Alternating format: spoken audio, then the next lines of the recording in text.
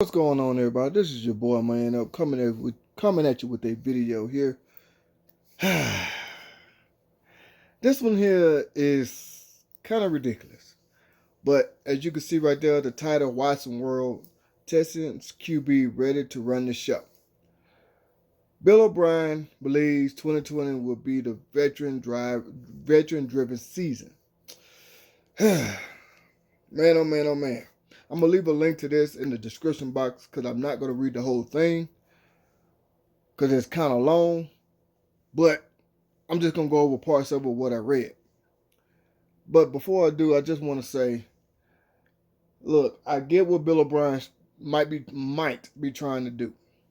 Like I said before, and I'm going to stand by it, he's trying to save money because he know he's going to have to pay Deshaun Watson. And some even said Larry Tunsil as well. But you know Deshaun Watson is going to demand a big payday. And my personal opinion, so far all that he's done for the team, he deserves it. So far all that he's been through with the team, he deserves it. And this is our first real, I'm putting emphasis on real, our first real franchise quarterback. I know some people might say Matt Schaub. I know some people might say old number 17. I don't want to say his name, but y'all know who I'm talking about, who we got from the Denver Broncos. But I'm getting off topic here. Let me just go and get to my point. I'm going to read some of this, but I'm not, like I said, I'm not going to read the whole thing. Let me go ahead and get into this. Anybody that's been around him for a long time knows he doesn't have any fear. He has no fear. Houston, Texas coach Bill O'Brien on Deshaun Watson, which we know that. We can see that. We don't have to be around him. We can see that. That man will ball out. While filming a commercial for a local grocery store last year in Houston, Texas, All-Pro wide receiver DeAndre Hopkins and Watson, who first met each other when the quarterback was still in high school, were on set sitting at a table covered in food. In between takes, the Pro Bowl quarterback threw a piece of sushi at his number one target. Hopkins proceeded to snatch the sushi out of the air with a pair of chopsticks. For real, no movie magic. Now that's chemistry. Like I said, I'm not going to read the whole thing. But let me get to the part that I'm referring to here. With the sports world on hold because of the COVID-19 pandemic, the trade of Hopkins to the Arizona Cardinals has been debated much longer than anyone deemed appropriate. Yeah, I will admit I'm one of those that's still talking about that trade because it hurts. It's like breaking up with a girlfriend that you love so much that you thought you were going to marry, you're going to spend the rest of your life with. Now all of a sudden she just leaves you. And you're like, what the hell? You just heartbroken. What isn't up for the debate is that Watson is now in the crosshairs of defining moment in his young NFL career.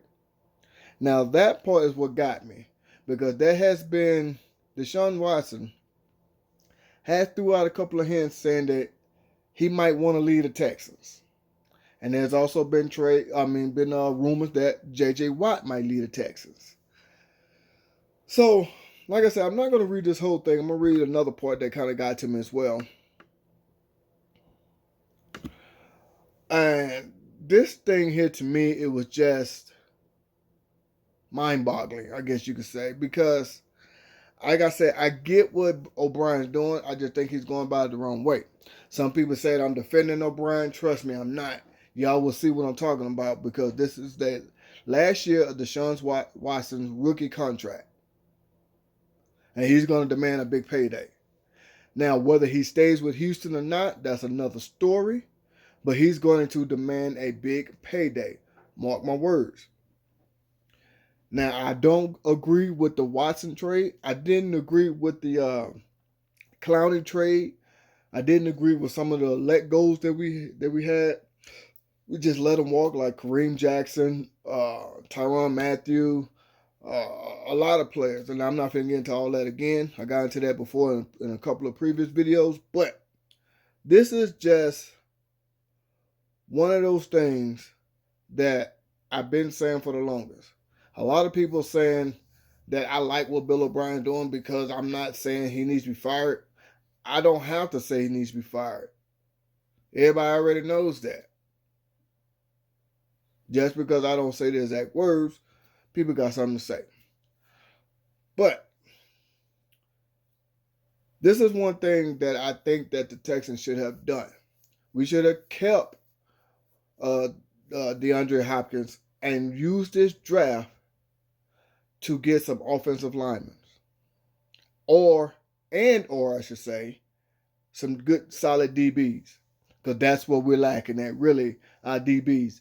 And if J.J. Watt is to leave, get a good defensive lineman to replace J.J. Watt. Y'all know how that goes. Now, I'm going to read this last little part. Like I said, I am going to leave a link in the description box so you can read the whole thing yourself. But I'm going to read the last little part that got to me with what I read. It says right here, O'Brien publicly stated during his pre-draft conference call with the media last Thursday that this is the most talented and complete roster the Texans have had in the Deshaun Watson era. So what would be the philosophy behind this DWE, Deshaun Watson era, offense suddenly missing arguably the best receiver on the planet? Now, that's the part that got me.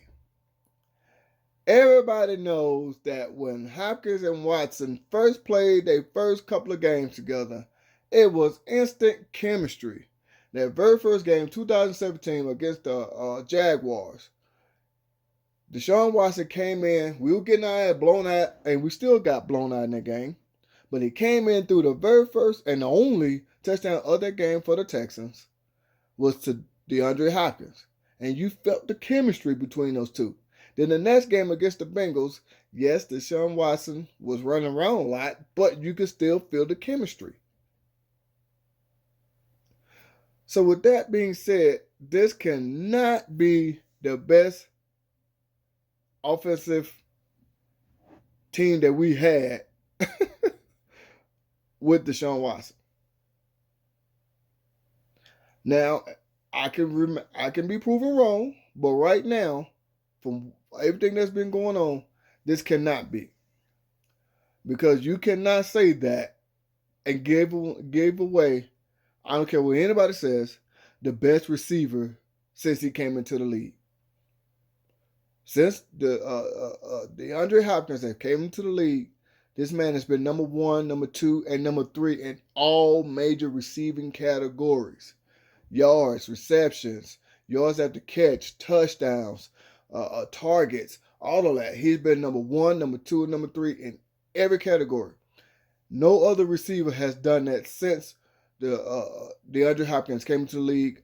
I want to say he came to us in 2013, I think it was.